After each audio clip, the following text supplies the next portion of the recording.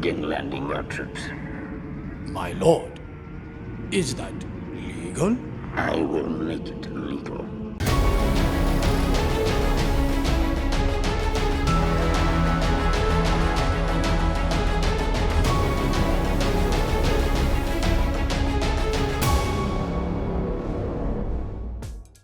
What's up? It's Chris, the Drone Geek, and welcome to another episode of Let's Talk Drones. Let's Talk Drones is brought to you by the Droning Company, the #1 online resource for commercial remote pilots in the United States. Make sure you check them out online, thedroningcompany.com, and across all major social media platforms. I'm talking Facebook, Instagram, LinkedIn, YouTube, you name it, they've got it. The Droning Company. Make sure you follow them. Make sure you sign up. It's $10 a month, no risk. You can back out anytime. It's absolutely worth the investment, thedroningcompany.com. And speaking of the Droning Company, next week, I'm going to be in Las Vegas, Nevada for the Commercial UAV Expo with the Droning Company. Really excited to hang out with my friends over at the Droning Company. And if you're there, if you happen to be registered and you plan on going to this expo, make sure you stop over and see us. Myself, Stuart, Ben, the whole group. We're going to be there. We're going to be just rolling in style with our Droning Company t-shirts on. You can't miss us. Make sure you check it out. Commercial UAV Expo. If you're registered, come see us. Anyway, let's get into what today's video is actually about. Part 108. Now you may be saying, Chris, I have my Part 107, or I just got my Part 107. Now you're telling me I need a Part 108? No, not technically, because technically the Part 108 doesn't exist yet. See, recently, the Beyond Visual Line of Sight Aviation Rulemaking Committee had a proposal pushed to the FAA, the Federal Aviation Administration, about beyond visual line of sight operations, as well as a few other things that we're going to talk about in more detail here in just a few moments. Now, before we get into the nuances of this proposal, let's talk about visual line of sight. If you're not familiar with the term, first of all, if you're flying drones, you should be familiar with that term. But if you're just learning about drones and you're interested in getting involved with them, flying them, whatever the case may be, visual line of sight is exactly what it sounds like. You must always operate your drone, according to the FAA today, within visual line of sight of yourself or a visual observer that is there with you. They can't be over radio, they can't be beyond a reasonable distance from your home point or your ground station. They sort of have to be within earshot of you to be able to be a legitimate VO. So that's the rule. But when you think about it, and you look at some of the things you see out in the droning community, especially content creators, you see videos on YouTube here going over range tests for all various types of drones. How far can they fly? Well, that breaks the rules. That is a clear and blatant disregard of the visual line of sight rule. So that's the first type. The second type is FPV. As much as I love flying FPV and manual and having fun with the goggles on, I love flying with goggles on. That is like one of my favorite things to do now. When I had the Mavic 2 Pro, I flew with the DJI goggles, the big white ones. Since getting some FPV drones, the DJI FPV, the Gep RC, and soon the Avata, I love flying with the DJI version 2 goggles. It's just such an immersive experience, and it makes work, which doesn't really feel like work to begin with because I love flying drones, but makes it even more fun for me. But every time I put those goggles on, and I or somebody else that flies FPV doesn't have a visual observer there watching their drone with their own physical eyes, you're breaking the visual line of sight rule because you don't have a way to actually see your drone out in the airspace. Despite having no other view of anything else, you can only see what the drone sees. It still breaks the rules because you need to be able to, with your naked eyes, see your drone flying in the airspace that you're navigating. So that begs the question, well, if that's against the rules, then why aren't more people getting in trouble for that? That's a really good question because more and more I'm seeing this type of content sort of go by the wayside with the FAA, which tells me that they're a little fatigued by it and maybe they're starting to give into the idea of beyond visual line of sight operations. And I think that's why at some point this proposal was going to happen. So if the FAA is not really enforcing any type of consequences against people that break this visual line of sight rule, and they're just allowing it to happen, maybe with just a minor warning or a quick email, hey, don't do this, we got your contact information, you reported, whatever the case may be. I don't have specific examples, but if the FAA is not really enforcing any strict or severe consequences, then why shouldn't we fly beyond visual line of sight? Well, with Part 108, it seems like we won't have to worry about any type of rule breaking. If Part 108 becomes a thing, once you have your Part 108, you'll be able to fly beyond visual line of sight, which is super exciting because that means that you don't need to get a group of people together to fly FPV. You can just go out on your own and fly FPV and not have to worry about any type of rule breaking or infractions. The same thing with flying your drone beyond visual line of sight. You can actually do range tests on your drone for YouTube or whatever platform you use and not have to worry about any kind of consequence or maybe off chance enforcement of some sort of infraction that you had.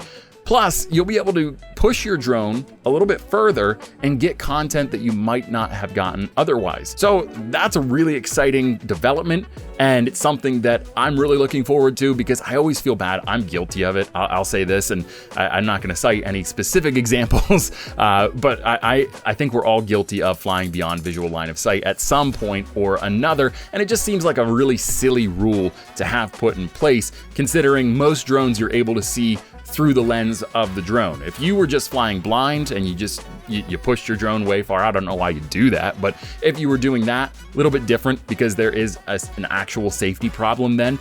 But if you're talking about, I have a live video feed with almost zero latency, and I can see everything going on around my drone as long as I keep moving and keep, vigilant around me, why shouldn't I be allowed to? That's the question I think a lot of us have had.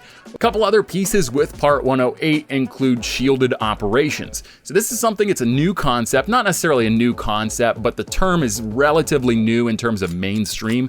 Shielded operations would be a flight that's conducted under the canopy of a forest or perhaps under an awning. Like if you go to some music venues, they have 4 pillars and then they have like a pseudo roof, but it's open air. So there's no walls, it's just there's a covering and it's over top of the venue itself. Those would be examples of shielded operations where there's no feasible way that an aircraft could normally enter that airspace. Now, obviously, there are issues like emergency landings, crashes, but those are all outside of the norm. But when it comes to just normal flight operations, a Cessna's not going to fly under a canopy of trees in the forest. They're not going to fly under the canopy of a music venue, an outdoor open-air music venue. So that being said, why couldn't drones fly in just about any airspace as long as they're doing a shielded operation? If you are under a shield, under a canopy of some sort of an awning, whatever the case may be, you should be able to fly your drone. It is technically an outdoor operation, which means the FAA has jurisdiction over it. But if there's no feasible way a plane will actually, in normal circumstances, enter that airspace, why would you not be allowed to fly a drone there? And that's the question that this asks, is shielded operations should be pretty largely accepted just about anywhere. If a drone stays under the guard of that shield, then it should be allowed to fly there. And the last Part 108 facet that I want to cover today is non-shielded low altitude operations. So this has 2 sides to it, I guess, 2 different points to it that I want to talk about here and what is being proposed to the FAA. The first one is establishing a floor, not a floor, but like a ceiling, a reasonable ceiling for drone operations in any airspace, nearly any airspace. I don't want to say any airspace. As long as the drone is being safely mitigated for risk, as long as the pilot is Part 108 certified and has all of their ducks in a row, why couldn't you fly up to 50 feet in that area? It's sort of a nuanced idea, and honestly, I don't totally understand how it's all going to work, but I know that this is a part of it, and I'd be remiss if I didn't bring it up, that there is the potential for some leniency with low altitude operations, even in airspace that might be a little bit tricky in terms of its classification. The other thing, the other side to this, is giving drones a right-of-way zone. So I think all of us can agree that as remote pilots, we have less skin in the game than a manned aircraft. If, again, I used a Cessna earlier, if a Cessna enters the airspace that I'm flying in and my drone is anywhere near it, if the plane hits my drone, okay, yeah, that sucks. That's $3,000 that I spent on the Mavic 3 Fly More combo, but I get to go home that night. if the airplane hits my drone, the outcome for the pilot of the airplane is not the same necessarily for me. Now, they may go home, may be fine in terms of their physical body, but they have a lot more risk in that operation. So I don't think anybody here disagrees with the notion that remote pilots should always give way to manned aircraft. However, the idea being presented to the FAA as it relates to Part 108 is that from 400 feet and lower, drone pilots have a right-of-way zone, which basically says manned aircraft cannot consistently operate from 0 to 400 feet. That doesn't necessarily mean that they can't launch and land. I mean, obviously, to get the manned aircraft in the air, they have to be able to launch and land, but that's where those airspace classifications come in, and that's where things get a little bit trickier for the remote pilot. But if you're in Class G airspace, the idea is no manned aircraft should come below 400 feet. And I think that's it's like an interesting idea. If they set it up that way, I think that would give a lot of drone pilots peace of mind, because that's one last thing we have to worry about. If we are in Class G airspace, we don't have to worry about giving way to any manned aircraft, because they're not supposed to be at 400 feet or lower when they're operating in Class G. I'm really excited about it. I want to know what you think. Let me know down in the comments below. If Part 108 becomes a thing, are you going to go out and get the licensing? We have no idea what it'll cost, how you have to get the licensing. All that stuff is an unknown at this point, but just shot from the hip, are you going to go out and get the Part 108? I think I will. The peace of mind alone is worth it to me, but I'm curious to know what you're thinking.